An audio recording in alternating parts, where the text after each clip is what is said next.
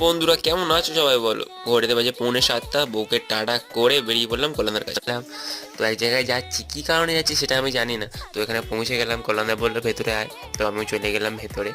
তো যাচ্ছি, তো এখানে চলো গিয়ে উপরে দেখা যাক কী হচ্ছে, এর জন্য এসেছি। ও বাবা, দেখি এখানে আমাদের প্যান্ডেলের কাজ হচ্ছে। তো আমাদের রাম মন্দির তৈরি হবে, সেই জন্য থার্মোকলের পিস দিয়ে তোমার কাটাকুটি হচ্ছিল। তো এখানে আমিও বসে বললাম কি রে, ও বাবা দেখি ঢুকে একটা পাখির বাসা ঘরটা। আর দাদাকে বললাম দাদা তুমি ভালো তো কাজ করছো। তারপর আমিও এখানে কাজ করতে বসে বললাম দেখো এখানে কাজ করছি। আর কী কাজ হচ্ছে, তো দেখো এই যে এই কাজগুলো হচ্ছে তোমার। তারপরে কাজের ফাঁকে একটুখানি করলাম, আমাদের জন্য চিকেন পকোড়া নিয়েছিল, সেগুলো খাওয়া হয়ে গেল। তা আমরা খাচ্ছি। তো চিকেন পকোড়াটা বলবো খুবই একটু ভালো টেস্ট হয়েছিল, হেবি সুন্দর লাগছিল খেয়ে। আর কাজের মাঝে দরজার পেছনে দেখছি আর্টিস্ট, এটাকেই বলে আর্টিস্ট। সেটা আঁকাটাকে দেখছিলাম, খুব ভালো লাগলো। তারপর এখানে সায়ানো এসেছিলো, সায়ান পুরো একদম মনে হচ্ছিলো স্নো ঘাটছে। তারপরে সবাই মিলে আমরা এই দাদাটা গিটার বাজাচ্ছিল, গিটারটা শুনছিলাম। আর ভিডিওটি যদি ভালো লেগে থাকে লাইক কমেন্ট শেয়ার অবশ্যই করে দেবে।